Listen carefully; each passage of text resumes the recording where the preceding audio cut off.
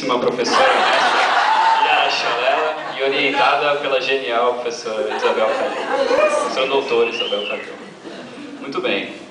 É um fato indubitável de que o ser vivo, todo ser vivo evolui e evolui plenamente. As árvores evoluem plenamente, os animais evoluem com todo o seu potencial. E esse potencial também é totalmente possível ao ser humano. O que acontece é que o ser humano ele é um pouco mais complexo. Ele tem uma personalidade que fornece muito sentimento, pensamento e raciocínio para a gente, que pode tanto potencializar esse crescimento como também pode atrapalhar um pouco. E é disso que o processo de individuação se trata, é fazer a personalidade da pessoa ficar realizada e unificada. Mas afinal, o que é o processo de individuação? Individuação, pelo Jung, significa tornar-se um ser único. Individualidade é entendermos nossa singularidade mais íntima, última e incomparável. Uma citação do Dr. Murray Stein diz: é o processo de tornar-se uma personalidade unificada, mas também única, um indivíduo, uma pessoa indivisa e integrada. Pois não há nada mais forte do que o ser humano do que ele mesmo. Então você só pode ser realizado se você for você mesmo. Pode ser uma coisa muito simples, mas não é. Então, do próprio conceito não há muito do que falar, ele é simples e claro. É a tendência instintiva da gente de realizar as nossas potencialidades inatas. Pode passar. Ela tem como meta a cooperação de todos as facetas da personalidade da pessoa e integrar também os lados obscuros dela. Aliás, a evolução da personalidade nasce justamente desse encontro e diálogos de lados opostos, pois assim uma maior totalidade das partes separadas da personalidade e não uma unilateralidade, você só ficar bom em uma coisa, você só valorizar uma coisa na sua vida, e sim você ter um encontro com você mesmo em vários aspectos. Pode passar. A individuação constantemente é confundida com duas coisas: individualismo e perfeição, que não tem nada a ver. O individualismo, Jung diz que o individualismo acentua e dá ênfase deliberada às supostas peculiaridades, em oposição à consideração e obrigações coletivas. A individuação é o contrário. A individuação, no entanto, significa precisamente a realização melhor e mais completa das qualidades coletivas do ser humano. Porque se você se encontra bem, você também interage bem. Pode passar. A seguir, as principais etapas do processo de individuação que Jung descreveu. Em primeiro lugar, a persona da gente, né? Aqui são os arquétipos, devido à brevidade do tempo, não vai dar para explicar todos, vocês podem ler o trabalho ou conversar com o autor depois. A persona, ela é uma máscara social, porque a gente precisa interagir, a gente precisa se adaptar com o mundo externo, então nós vestimos máscaras. O que acontece é que muitas vezes a natureza da gente não combina muito com a máscara, então a gente retira ela. Retirando ela, a pessoa olha para dentro da alma dela sem nenhuma máscara para proteger ela. E aí ela vê que tem lados que ela não gosta muito, lados que ela reprime, lados que não agrada muito. Reprimindo esses lados, que é a sombra, ela projeta no outro. A partir do momento que ela vai começando a integrar a sombra, vai começando a conversar, porque realmente falando diálogo com arquétipo mesmo, sabe? Você vai se conhecendo. A partir do momento que a pessoa vai integrando, ela para de projetar no próximo, também interagindo melhor e ficando melhor. Na etapa 3, que já acontece numa fase mais madura, o homem começa a parar de projetar as emoções e sensibilidades nas mulheres que conhece, e as mulheres fazem isso, e as mulheres também param de fazer isso com os homens. Esse daí também é a projeção da ânima e do ânimos neles.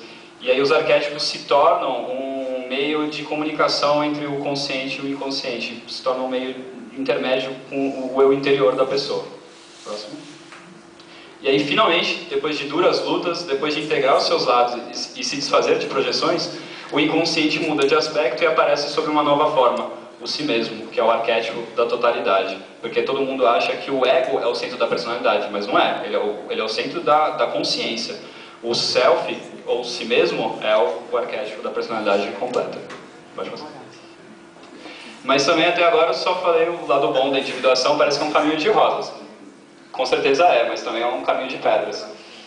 É possível fracassar na tarefa da individuação. E aí a Anice da Silveira pontua sobre o que acontece quando a pessoa não consegue. Aqueles que não se diferenciam permanecem obscuramente envolvidos numa trama de projeção, confundem-se, fusionam-se com outros e deste modo são levados a agir em desacordo consigo mesmo. Mas por que acontece esse fracasso? Porque acontece da pessoa ter várias escolhas na vida dela toda. Então, pode pensar. E a escolha é essa: ou ela tranca seus conteúdos inconscientes e vive uma vida superficial, ou confronta igualmente as facetas da sua personalidade. Para fazer a segunda ação, a pessoa precisa ter coragem de olhar para si mesmo, e aí tirar a máscara, integrar a sombra, tudo que foi descrito até agora, equilibrar esses componentes dentro dela, manter sua escolha no ambiente, porque se você muda, as pessoas ao redor vão notar e vão estranhar, e aí você precisa se manter, precisa manter a sua escolha. E se não fosse tudo isso, ainda a mudança causa angústia e ansiedade, porque a consciência, né, a própria pessoa estava acostumada a viver de um jeito, é abatida por uma mudança e isso causa estranheza. Então, chego à conclusão que a individuação não é para quem pode, porque todo mundo pode, mas é para quem quer mesmo. Aí, a partir daí da teoria, foi formado um paralelo com as religiões ocidental e oriental. Não, pode passar. Por que a religião? Porque a religião foi uma das manifestações mais ancestrais do ser humano se questionar muito, sabe? Tinham questões assim sobre o sentido da vida, questões sobre as naturezas das pessoas, então foi interessante esse paralelo. A religião ocidental, do ponto de vista científico, que é o que eu vou tratar aqui, ele não se trata de deuses e Deus, ele se trata de imagens divinas, imagens projetadas do ser humano. Jung também fala sobre isso, que existe sempre uma inclinação no sentido de responsabilizar as condições externas, mas nada poderia explodir dentro de nós se já não se encontrasse algo ali. Pode passar. Esse daqui é um trecho do filósofo Ludwig Feuerbach, que fala sobre Deus, e eu peguei ele assim porque ele descreve Deus nas mesmas palavras do processo de individuação. É assim: a consciência de Deus é autoconsciência, o conhecimento de Deus é autoconhecimento. A religião é o solene desvelar dos tesouros ocultos do homem, a revelação dos seus pensamentos íntimos, a confissão aberta dos seus segredos de amor. Então, pode-se teorizar que a religião, na verdade, também é uma ferramenta da individuação humana, porque, na verdade, ela descreve o que acontece de fato na psique da pessoa. Então, tudo que é dito por Deus, enviado por Deus e mostrado por Deus, na verdade é humano. Na religião oriental, pode passar? Na religião oriental, a atitude já é bem diferente. O próprio humano é o próprio causador do seu fracasso ou do seu valor na individuação. O oriental ele já busca uma sabedoria e paz interior. É como se fosse um desprendimento da consciência em relação ao mundo, para ele se desgarrar das preocupações excessivas com estar no mundo, simplesmente estar no mundo. Tem uma máxima budista sobre isso que diz: coma quando sentir fome, durma quando sentir sono. E é extremamente difícil fazer isso. Pode passar. Para fechar a religião oriental, acontece que se o indivíduo, nesse estado de mente vazia e não vazia, reconhecer o inconsciente ao lado dessa consciência, o centro da personalidade então se desloca para outro ponto, o si mesmo. Então é o mesmo objetivo do ocidental, com duas filosofias completamente diferentes, com duas atitudes completamente diferentes, mas o objetivo é sempre o mesmo. Também o trabalho faz referência ao aspecto social da individuação. Por quê? Porque a individualidade está completamente conectada à coletividade. São duas forças que andam sempre juntas, não tem como separar.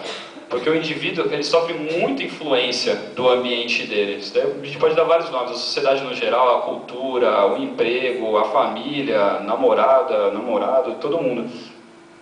E o indivíduo também influencia muito o ambiente e vice-versa. Pode ser.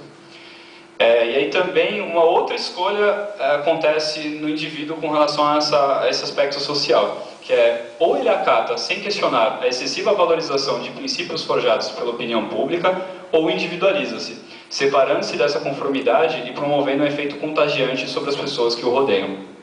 Pode passar. É cada pessoa realizar algo de diferente, algo exclusivamente seu, o que também não é muito fácil. Tem uma frase do Gandhi que diz: seja você a mudança que você quer ver no mundo. Porque quando uma pessoa se altera, ele passa a centelha da mudança para o próximo. Por último, a descrição das 5 etapas da consciência. Para exemplificar melhor tudo que eu estou falando, porque fala de evolução, mudança, aí o Jung conseguiu colocar num determinado parâmetro, eu vou expor para vocês. A primeira etapa baseia-se na identificação entre a consciência do indivíduo e o mundo ao seu